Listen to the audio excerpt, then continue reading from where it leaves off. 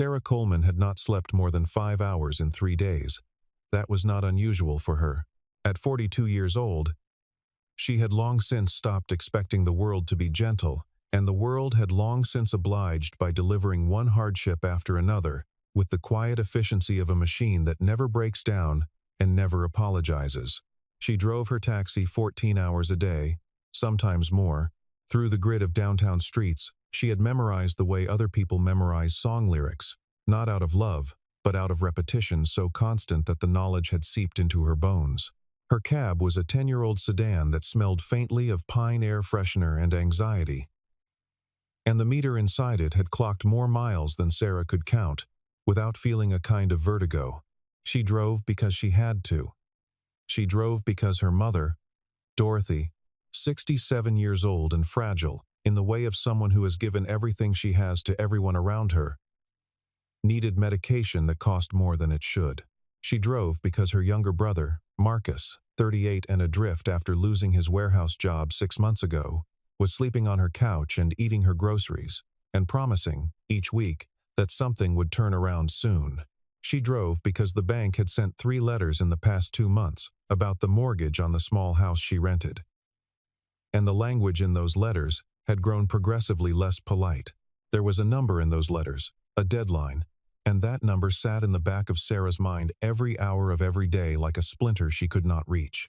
On the morning the collision happened, Sarah had already had the kind of day that makes a person question whether the universe operates according to any discernible logic at all. Her first passenger had left without paying and walked quickly enough into a crowd that she could not follow. Her second had argued with her for 11 minutes about the route she had taken, insisting she had added extra miles deliberately, which she had not. Her third had spilled an entire iced coffee on the back seat and left a $1 tip. By 11 in the morning, Sarah had earned less than $30 and was running on black coffee and the particular kind of exhaustion that sits behind the eyes and makes the whole world look slightly overexposed. She was stopped at a red light on Fifth Avenue, drumming her fingers on the steering wheel and watching a pigeon navigate a discarded sandwich wrapper, when the impact came. It was not catastrophic. It was not a crash in the cinematic sense, all explosion and spinning metal. It was a firm, decisive thud at the rear of her cab, the kind of impact that jars you forward, sends something sliding off the dashboard, and leaves a hollow ringing in the immediate silence that follows. Sarah sat still for 2 full seconds. Then she got out of the car. The vehicle behind her was a black SUV. The kind of vehicle that communicates wealth not through decoration, but through the sheer, unembellished quality of its materials. It was enormous and spotless, and had the look of something that had never been inconvenienced. Sarah walked to the rear of her cab and looked at the crumpled section of the bumper, the slight accordion fold of metal that represented, to her, not an inconvenience, but a catastrophe. Repair costs she could not absorb. Insurance complications she did not have the bandwidth to navigate. Lost income from a car that might be out of service. She felt the anger rise in her chest the way water rises in a pipe when the pressure builds past a certain point. And she turned to face the driver of the SUV, who was stepping out with the unhurried movement of someone who has never once needed to hurry. He was tall, somewhere in his mid-40s, with dark hair going silver at the temples, and the kind of contained, watchful expression that some people develop when they have learned to keep their reactions private. He was dressed simply a charcoal jacket, dark trousers, but the simplicity was the expensive kind. He looked at the damage with the same unhurried calm with which he had stepped out of the car. And then he looked at Sarah, and he said, "I'm sorry." I looked down for a moment. "This is entirely my fault." Sarah Coleman did not hear an apology. She heard the voice of someone who believed that an apology was sufficient, that words could smooth over the reality of bent metal and missed earnings and a bank deadline that was 30 days away. She heard the voice of someone who had never had to calculate whether a repair bill would mean his mother missed a week of medication. She heard privilege wearing the costume of remorse, and she was too tired and too angry and too worn down by 11 months of barely managing to extend any charity toward it. She told him, in clear and unsparing terms, exactly what his inattention had cost her. She told him what her car meant to her. She told him what a day's work meant to someone who did not have the option of missing it. She was not quiet. The people on the sidewalk paused. A man walking a dog stopped. Two women waiting for a bus watched with the particular attention of people who recognize a human being at the end of her rope. Ethan Brooks, because that was the man's name, though Sarah did not know it, yet stood and listened to every word. He did not flinch. He did not interrupt. He did not reach for his phone to make the whole thing someone else's problem. When she finished, he said, calmly and without defensiveness, that he would cover all repairs in full, immediately, and that she should not worry about the cost. He reached into his jacket and produced a card, which he held out toward her. Sarah looked at the card, the way a person looks at something they suspect might be a trick. She told him she did not need his charity. She took a photograph of his license plate with her phone, told him her insurance company would be in touch, and got back into her cab. Ethan Brooks stood in the middle of Fifth Avenue and watched her pull away. There was something in his expression that was not quite amusement and not quite admiration, but existed somewhere in the complicated territory between them, the look of a man who has not been spoken to honestly in a very long time, and found, to his own mild surprise, that he did not entirely mind it. Ethan Brooks had built his first company at 26 from a one-bedroom apartment in New Jersey, using a second-hand laptop and a network of people he had convinced to believe in something before it existed. By 30, that company had been acquired for a number that changed his life. By 35, the second company had eclipsed the first. By 40, he was the kind of person whose name appeared in financial publications between adjectives like visionary and self-made, and who existed, to the general public, as a symbol of what was possible when talent and discipline aligned. What those publications did not capture, what the profiles consistently failed to address, was the quality of the silence inside the 17-room house in Westchester where he lived alone. His wife, Caroline, had died 4 years ago, not in any dramatic or sudden way, but in the slow, grinding manner of a disease that takes everything incrementally, over 18 months, until the person you love is present only as a diminishment of themselves. They had no children. Ethan had thrown himself back into work with a focus that his colleagues mistook for resilience, and that he understood, privately, to be a very sophisticated form of not having to be still.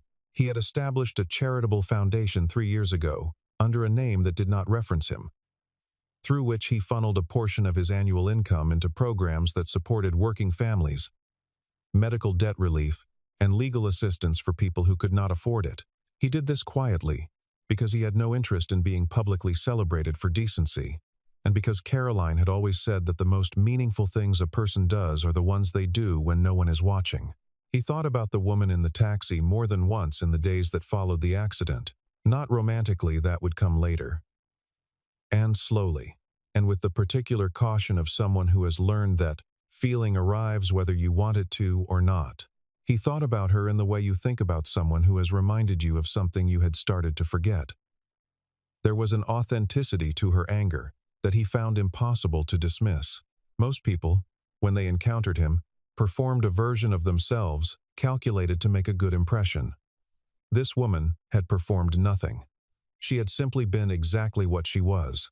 Meanwhile, in the small house on Clement Street that Sarah shared with her mother and her brother, the machinery of financial pressure continued its inexorable operation. The bank's third letter arrived on a Wednesday. It was shorter than the previous two, which Sarah had learned was not a good sign. Brevity, in correspondence from financial institutions, typically indicates that the time for elaboration has passed. Her mother asked her, over dinner that night, whether everything was going to be all right, in the soft, careful way of someone who suspects the answer but doesn't want to force it into the open. Sarah said yes. She said it with the conviction she had been rehearsing for months. The conviction of someone who has decided that their family's peace of mind is worth the cost of a private despair. Dorothy Coleman nodded and ate her soup and did not ask again, because she had raised a daughter who told the truth, except when the truth would frighten the people she loved, and she recognized the particular quality of that exception. 2 days after the bank letter arrived, Sarah was sitting in her cab between fares, eating a sandwich in a parking structure on 2nd Street, when the face of the man from the accident appeared on the television screen mounted above the parking attendant's booth. It was a news segment. The headline read, Brooks Technologies announces $50 million clean energy initiative. Below the headline, in letters slightly smaller, Ethan Brooks, CEO, age 44. Sarah put down her sandwich. She looked at the screen for a long moment. She thought about the sidewalk on Fifth Avenue, the bent bumper of her cab, the way she had stood in traffic, and told a billionaire exactly what she thought of him. She felt something that was not quite embarrassment. Sarah Coleman did not embarrass easily, but was perhaps a cousin of it, a recognition that she had made certain assumptions about a person she did not know, and that the assumptions had not been entirely fair. She pushed the feeling aside. She told herself that a man could be worth hundreds of millions of dollars and still behave carelessly. She told herself that wealth and character were not the same thing, which was true. What she did not tell herself was that she had been watching the segment for 3 full minutes. The second meeting happened on a Thursday, late in October, under a sky that had the particular gunmetal quality of early evening in autumn, when the light goes fast and the streets feel emptier than they are.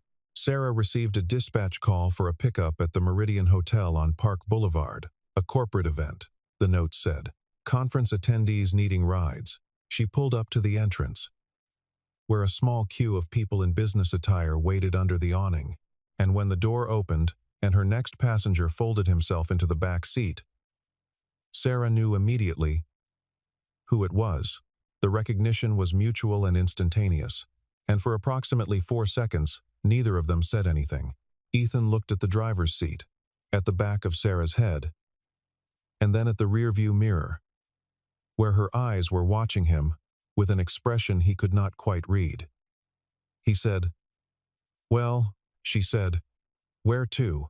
He gave the address, a building on the north side of the financial district, and they pulled into traffic, and the silence between them had the specific density of 2 people who have something to say and are each waiting for the other to say it first. Ethan broke first. He said he hoped the car had been repaired to her satisfaction. Sarah said the insurance company was handling it. He said he had called the insurance company himself and asked that the claim be processed as a priority. She glanced at him in the mirror and said she hadn't asked him to do that. He said he knew. Another silence. The radio was playing something soft and indistinct. It was Sarah who opened the larger conversation. And she did it the way she did most things, directly, without preamble. She said that she'd looked him up. She said she didn't mean that as a compliment or a criticism, just as a fact. He said he supposed that was fair. She said she had a hard time believing that someone worth what he was worth genuinely cared about the things the news segment had said he cared about. He looked out the window for a moment before responding. He told her that he had grown up in a 3-room apartment in Newark, that his mother had worked 2 jobs simultaneously for most of his childhood, that there had been a winter when he was 9 years old, when the heat in their building was out for 6 weeks, and his mother had made a game of it, called it camping, and that he had believed her until he was old enough to understand what it had cost her to maintain that fiction. He said he had made a great deal of money, and that the money was real, and that he understood the ways in which it had made him different from the person he used to be. He said he wasn't sure that was always a good thing. Sarah listened. She did not say anything for a block and a half.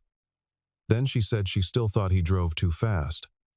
He said he had been checking a message, which was careless, and he had no defense for it. She said at least he admitted it. He said he tended to think that denying obvious facts was a waste of everyone's time. They were approaching his destination. He reached into his jacket, produced a card, the same card, or one exactly like it, and set it on the center console between the front seats.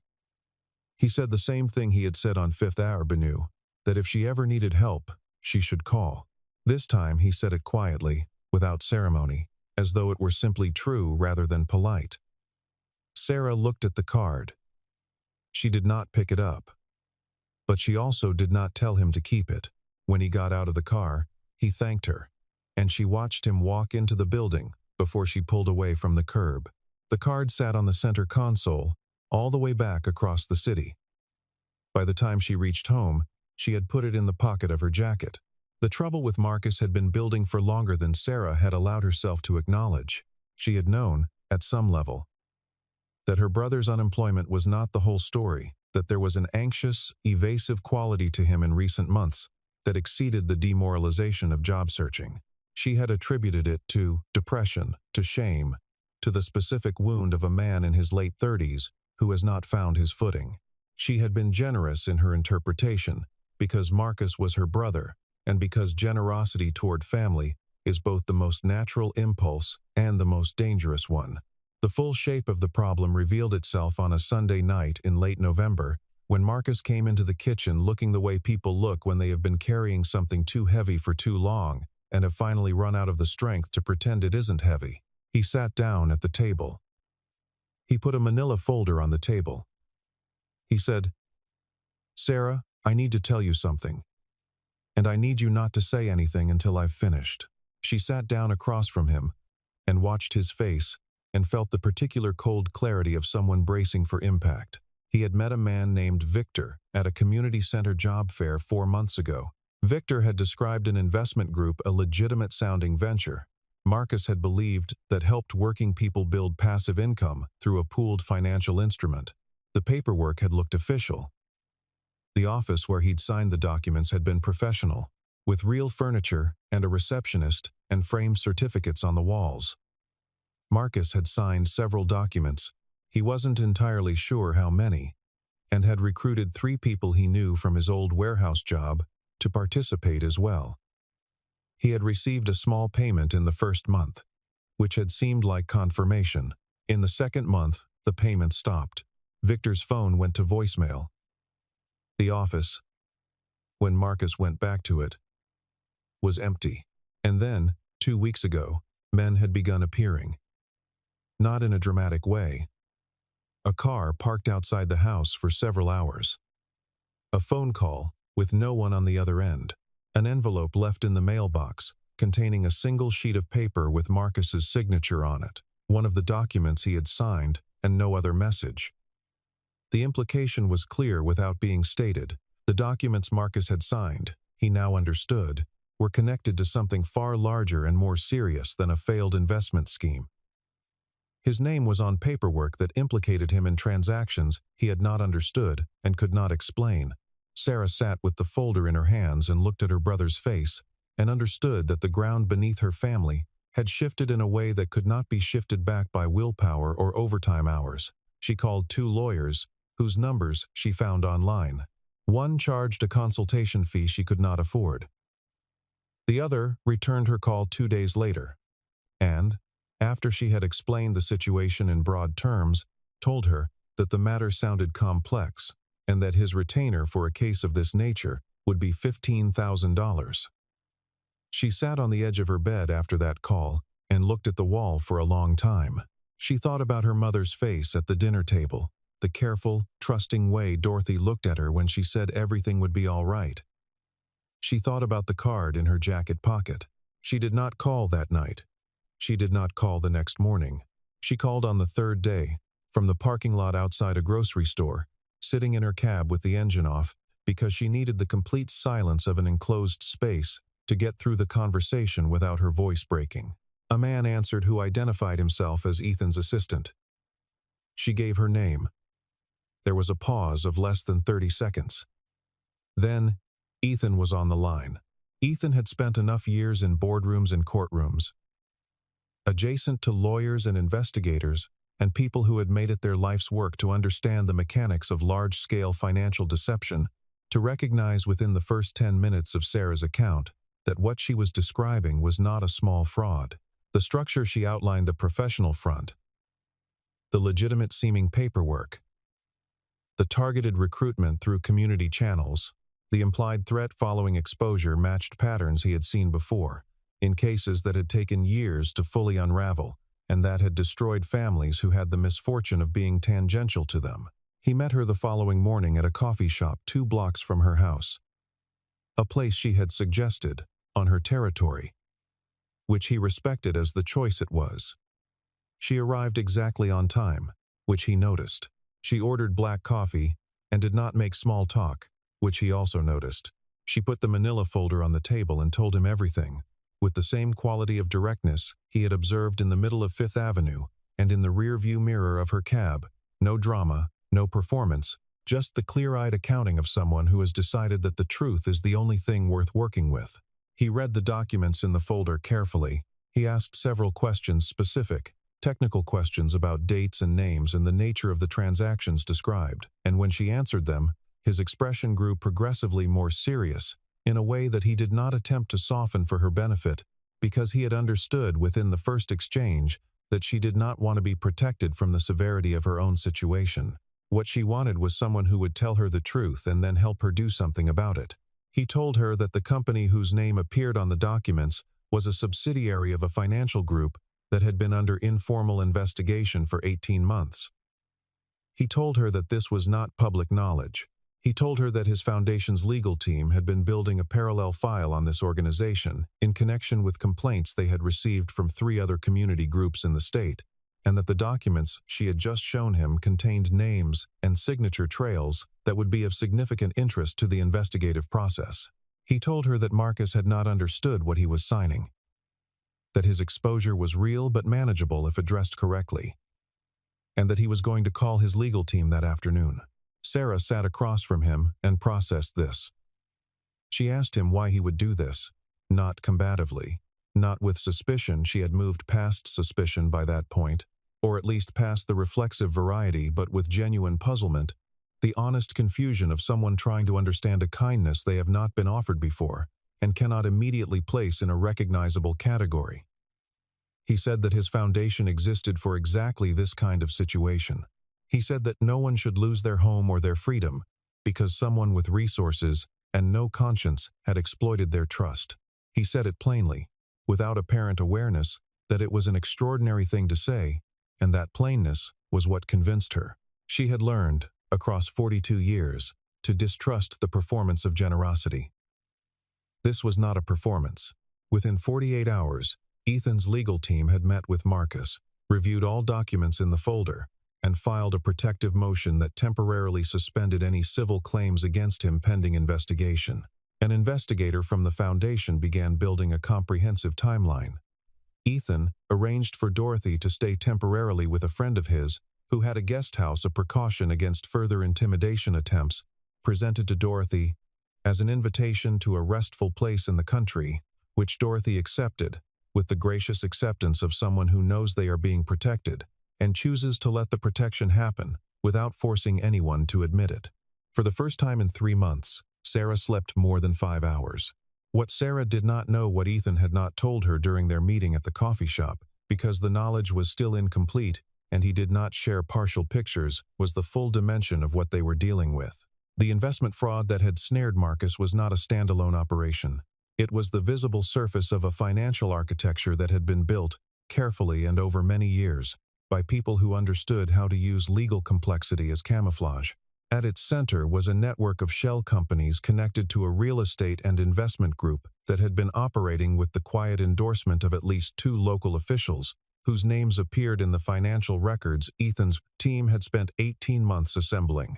The organization had been targeting working-class communities, systematically identifying residents through community events, job fairs, and neighborhood organizations, presenting investment vehicles that appeared to offer genuine financial mobility, collecting signatures that created legal liability for participants, and using that liability as leverage when questions arose.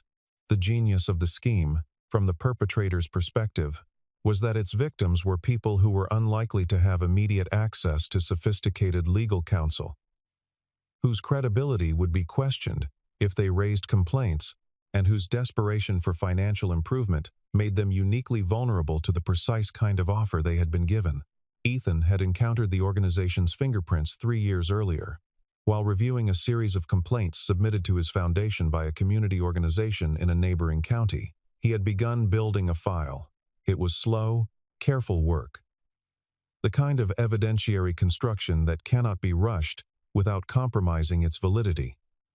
And he had been perhaps 18 months away from having something comprehensive enough to take to federal bations. Investigators, when the accident on Fifth Avenue had put him in the back of Sarah Coleman's cab, he understood sitting in her kitchen one evening while his investigator reviewed documents, and Sarah made coffee, and Marcus sat at the table looking like a man who has been given a temporary reprieve from a sentence he didn't earn, that the universe operates with irony, far more sophisticated than anything a novelist would dare to construct. He had also understood, somewhere in the middle of the previous week, that he was personally exposed. The organization had good intelligence, they knew who was building cases against them, and they had, in the past, been effective at dismantling those cases through pressure and misdirection.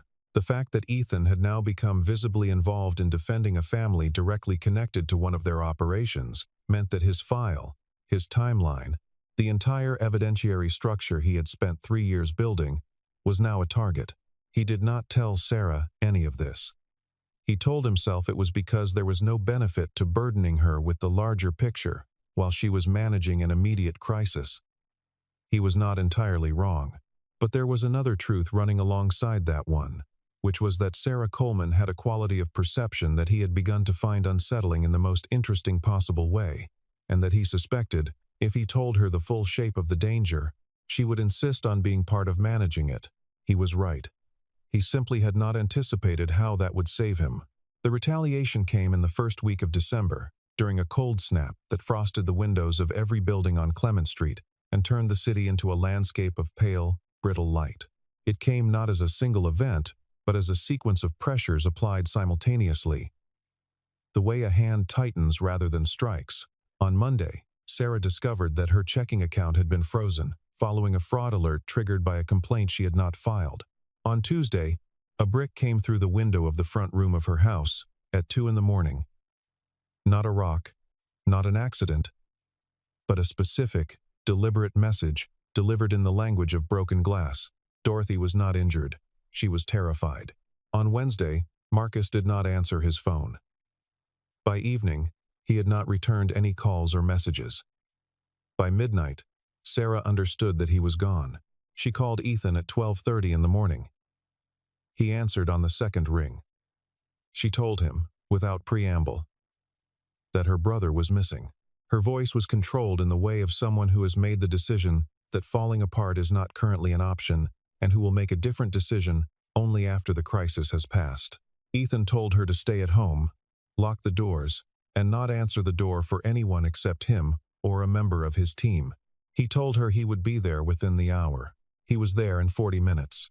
Sarah opened the door and looked at him standing on the step in the cold, and something passed across her face, not gratitude exactly, not relief exactly, but something that contained elements of both, and also something harder to name, a recognition that had been accumulating for weeks, and that she was not yet willing to put into words. She let him in.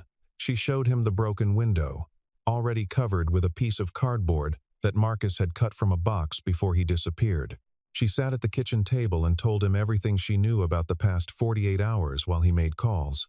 The investigator found a trace of Marcus's phone within 2 hours, a signal that had gone dark in an industrial district on the east side of the city. Ethan mobilized resources with the efficient calm of someone who has dealt with crises before and knows that the most important thing you can bring to them is the ability to think without the paralysis of fear. He did not minimize what Sarah was feeling. He also did not let her stay inside it. He moved her through the night with a purpose that gave her something to do with the energy that would otherwise have become pure terror. And she moved with him, and by 4 in the morning they had a location, and by 6 in the morning Marcus was found physically unharmed, shaken, locked in a storage unit by 2 men who had believed that removing him from the situation would interrupt the investigation, and by 7 he was sitting in Sarah's kitchen drinking the coffee his sister had made him, looking at the table and breathing carefully, the way people breathe when they have been very frightened and are trying to come back to themselves. Dorothy, reached by phone at the guest house in the country, was told that everything was fine and that she should stay where she was for a few more days and enjoy the quiet. She said she supposed she could manage that. 10 days after Marcus was found, Ethan received confirmation from the lead investigator that the evidentiary file was complete. The case had matured from 18 months of careful accumulation to something that could now be presented to federal investigators with a reasonable expectation of action. The plan was to deliver the file simultaneously to the FBI field office, and to a journalist at a national outlet who had been working on a parallel story about predatory financial schemes targeting working-class communities. The simultaneous release was important. It created a redundancy that made suppression of the story much harder and would force immediate official response. Ethan scheduled both deliveries for a Friday in mid-December. He told almost no one. He told his investigator, his lead attorney, and, reluctantly, his assistant.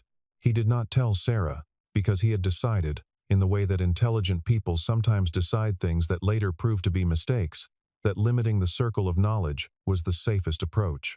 Sarah found out about the delivery schedule by accident, on the Thursday evening before it was supposed to happen.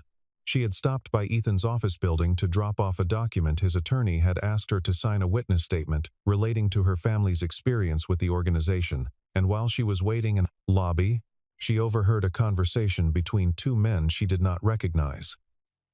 They were speaking quietly, standing near the elevator, and the quality of their conversation, the specific cadence of people speaking carefully in a space they do not entirely trust, made her slow her walk without appearing to. She heard a name, she heard a time, she heard the phrase, the exchange point. She did not hear everything, but she heard enough to understand that the two men were aware of Ethan's plan and were discussing something that was going to happen at the location where the file transfer was supposed to take place, and that whatever they were discussing was not supportive of the plan's success. She called Ethan from the lobby, standing in the corner near the building directory with her back to the room. He did not answer. She called his attorney, who put her through to his assistant, who said Ethan was in a meeting and could she leave a message. She left a message. She left a very specific message, describing what she had heard and where she had heard it and from whom. And then she went back to her cab and sat there for a while, thinking. She did 3 things in the next 2 hours. First, she drove to the address she had inferred from the conversation, a parking structure on the west side, near the water, and circled it slowly, observing the layout. Second, she called the journalist whose name she had seen on a piece of correspondence in Ethan's office and told him, in the most condensed version of the story she could manage, that the delivery location had been compromised and that the exchange needed to happen at a different address. The journalist, who had been in the business long enough to trust the instincts of people who called him with urgency, listened carefully and said he understood. Third, she went back to Ethan's building and waited in the lobby until he came out of his meeting. When she told him what she had done, his expression went through several changes in rapid succession. He started to explain why the location had been chosen, why he believed it was secure. And she stopped him, not unkindly but firmly, and said that the 2 men she had overheard had been standing in his lobby, which suggested that the security of his planning process had already been compromised. He was quiet for a long moment. He said, "You rerouted the journalist." She said she had. He said, "Without telling me first." She said she had tried to tell him first. He looked at her for a long time with an expression that contained, if she had been paying a different kind of attention, a great deal more than professional respect. The original location, as the FBI later confirmed, had been set up with 2 men stationed inside and a third outside, along with a device designed to intercept and copy the physical files before Ethan's attorney could log their delivery. Had the exchange gone ahead as planned, the evidentiary file would have been compromised, potentially stolen or tampered with, in a way that would have invalidated months of work and, more importantly, exposed Ethan to a personal legal attack that the organization had been preparing for weeks. Sarah's intervention, made on instinct and incomplete information, had prevented all of it. The arrests came in the second week of January, after the FBI had had time to act on the file, and the journalist's story had run in 3 separate publications on the same morning, creating the information saturation that Ethan's attorney had always said was the necessary precondition for the story to be too large to contain. The organization's primary operators, 7 individuals, including the man named Victor, who had approached Marcus at the job fair, were taken into custody within 48 hours. The 2 local officials, whose names appeared in the financial records, resigned from their positions before charges were formally filed and then were charged anyway.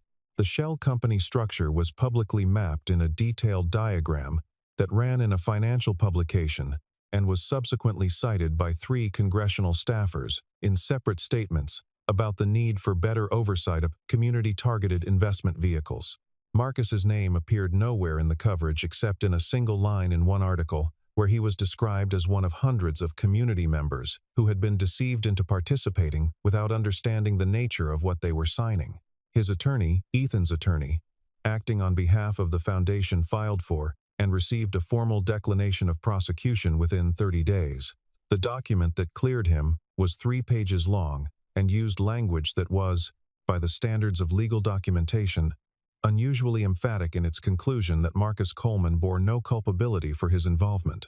The restitution process for the organization's victims was slower, as these processes always are, but Ethan's foundation had anticipated this and established a bridge fund that provided immediate relief to the most vulnerable families, while the formal restitution worked its way through the court system. Dorothy Coleman came home from the guest house on a Tuesday afternoon in January, walked into the kitchen of her house on Clement Street, and found it warm and bright and full of the particular quality of safety that comes not from the absence of threat, but from the active presence of people who have chosen to protect you. Sarah stood in the courtroom gallery on the day the primary charges were formally filed. In a row of people who had been connected to this case in ways both large and small, and watched the proceedings with the focused attention of someone who is storing each detail carefully. She had given her formal witness statement 3 weeks earlier, in a conference room on the 14th floor of a federal building, and she had delivered it with the same quality of directness that had defined every other significant moment of this chapter of her life. The assistant U.S. attorney who took her statement had told Ethan's attorney afterward that she was one of the clearest and most composed witnesses he had worked with, which Ethan's attorney had relayed to Ethan, and which Ethan had found unsurprising. At a press conference following the filing of charges, Ethan was asked about the investigation and about his foundation's role in it. He spoke about the work of his legal and investigative team. He spoke about the pattern of predatory targeting of working-class communities and the systemic failures that allowed organizations like this one to operate across multiple years. And then he spoke, without being asked, about Sarah Coleman, about her precision, her courage, and her specific intervention on the Thursday evening in December that had ensured the delivery of evidence reached the people who needed it intact. He used her full name. He said that the case had many architects, but that her contribution was the one he was least able to account for in any rational model of how things were supposed to go. He said it the way people say things when they mean considerably more than the words they have chosen. Sarah was not at the press conference. She was driving her cab across the city in the thin winter light of a Tuesday afternoon. She found out about what he had said when she got home that evening, and her mother showed her the clip on the small television in the kitchen. She watched it once. Then she watched it again. Then she went to her room and sat on the edge of her bed and felt, for the first time in a very long time, the specific quality of being seen by someone who has taken the trouble to look. Spring came to the city the way it always does in the northeastern United States, not all at once, not in a clean break, but in increments and reversals, warm days followed by cold ones, the trees making careful, tentative offers of green before committing fully. By April, the house on Clement Street had a new front window, professionally installed, and the cardboard was long gone. The mortgage arrears had been addressed through a legal settlement process connected to the restitution proceedings, which had established that Sarah's family's financial destabilization had been a direct consequence of the organization's activities, and that this destabilization was compensable. The bank's letters had stopped coming. Dorothy Coleman underwent her surgery in March, at a hospital whose billing department had been contacted by Ethan's foundation 3 weeks before the procedure. The surgery was successful. Dorothy came home after 4 days and spent the first afternoon back in her garden, which was small and not particularly well organized, but which she regarded with the affection of someone who has tended something for years and finds the tending itself to be the point. She told Sarah, while she was potting a plant near the kitchen window, that she thought the world was a better place than Sarah gave it credit for. Sarah said she was thinking about revising her position on that. Marcus found a job in February with a logistics company whose office manager had once received assistance from Ethan's foundation in a different capacity, and who had a policy of looking closely at applicants whose gaps in employment had complicated explanations. He was good at the work. He was reliable. He called Sarah every Sunday, which he had not done in the years before all of this. And those phone calls had the quality of conversations between people who have been returned to each other and who understand, having been temporarily separated, what the return is worth. Ethan launched the Cornerstone program in March, a formal initiative under the Foundation's umbrella that provided financial literacy, education, legal resource navigation, and emergency support services to working families in the city's lower-income neighborhoods. He had been planning it for 2 years, but the specifics of its structure had sharpened considerably over the past 5 months, shaped in part by a series of conversations with a woman who had a precise and unsparing understanding of what it actually meant to navigate the gap between a crisis and the resources that existed to address it. He asked Sarah to serve on the advisory board. She said she would think about it, which meant yes, but that she needed a week to get comfortable with the idea of walking into boardrooms. She joined in April. They did not talk about what they were to each other for a long time. There was too much happening. And then there was the particular awkwardness of two people who have shared something significant and are each waiting, with more patience than they would like to admit, for the right moment to acknowledge what the sharing has created. They had lunch twice in March. They walked along the waterfront on a Sunday afternoon in April and talked for 3 hours without noticing the time. He told her more about Caroline not because he wanted her sympathy but because he had decided that she was someone he could tell things to, which was a rare and serious determination.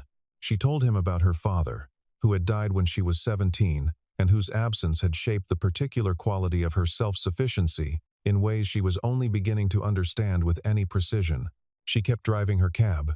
She liked driving, liked the solitude of it, the way the city looked from behind the windshield, the anonymous kindness of transporting people from one place to another and asking nothing of them except the fare. She drove fewer hours now, because the immediate financial pressure had eased, and she drove with a different quality of attention, not the exhausted, grinding attention of survival, but something lighter and more curious. She noticed things she had been too tired to notice before. She had time to notice them. One morning in early May, on a clear Tuesday, when the city had finally committed to warmth, and the light was doing something generous with the new leaves on the trees along the avenue, Sarah was driving her cab south on 5th Avenue, the same street, the same stretch of blocks, where the collision had happened 6 months before. She slowed for a red light at the intersection. She looked at the spot where it had happened, where she had stood in the middle of traffic and delivered her anger to a man she had never met, and felt the distance between that morning and this one as something almost physical. A kind of vertigo in reverse, the sensation not of falling but of having climbed a great distance without being fully aware that you were climbing. Her phone buzzed. A text from a number she now knew by heart, which said, simply, "Advisory board meeting confirmed for Thursday. Are you ready for this?" She looked at it for a moment.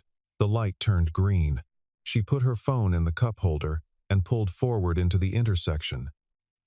And she was smiling, not the careful, performance smile she had been offering the world for months, when she needed to reassure someone, but the real one, the one that started in her chest before it reached her face. 2 blocks south, Ethan Brooks was standing on the sidewalk outside his foundation's new office, watching the morning traffic. He was waiting for his attorney. He was also, with a portion of his attention that had nothing to do with attorneys or advisory boards or the carefully assembled machinery of his professional life, watching the traffic go by in the specific way of someone who has developed the habit of looking for a particular vehicle among the many. He did not see the cab. It had already turned east, onto a different avenue, carrying Sarah Coleman toward the rest of her morning. But he kept looking, because some things, once they become habit, are worth keeping. There is a particular kind of meeting that the world arranges without asking your permission, the kind that arrives wearing the costume of an accident, presenting itself as inconvenience or collision or anger or bad luck, and that only reveals its actual nature in retrospect when you are standing far enough from the moment to see its full shape. Sarah Coleman and Ethan Brooks had met in the middle of traffic, through the medium of a crumpled bumper and a great deal of justified fury, and what had followed had been dangerous and frightening and expensive in ways that had nothing to do with money. It had also been the kind of experience that shows you who you are, by forcing you to be exactly that, without the protective covering of ordinary routine. She had discovered, over those months, that courage is not the absence of fear but the decision to keep moving through it, and that the decision is easier when you are not making it alone. He had discovered that the distance he had placed between himself and genuine connection, the careful, manageable distance of a man who had been very thoroughly taught by grief what proximity costs, was not protection but its opposite. That the willingness to be known by another person is not the risk. It is the remedy. The taxi moved through the city in the early light, and the city held both of them, as cities do, without preference or judgment, providing the necessary stage for all of it, the accidents and the recoveries, the anger and the understanding, the long, complicated work of deciding, against all available evidence to the contrary, to believe in the fundamental decency of the person standing across from you. Some people find each other through patience and intention, through the careful navigation of compatible desires. And some people find each other because a luxury SUV driver looked away from the road for 3 seconds on a Wednesday morning, and a woman who had not slept properly in 3 days was exactly where she needed to be to make him understand what that cost. The city went on. The light changed. The cab turned a corner and disappeared. And somewhere across the grid of streets and avenues and intersections that made up their shared world, two people were beginning to understand that the ending of a crisis is not the end of anything. It is, if you are paying attention, if you have the particular courage to remain present when the emergency has passed and the ordinary, enormous work of living resumes, it is the beginning of everything that comes next.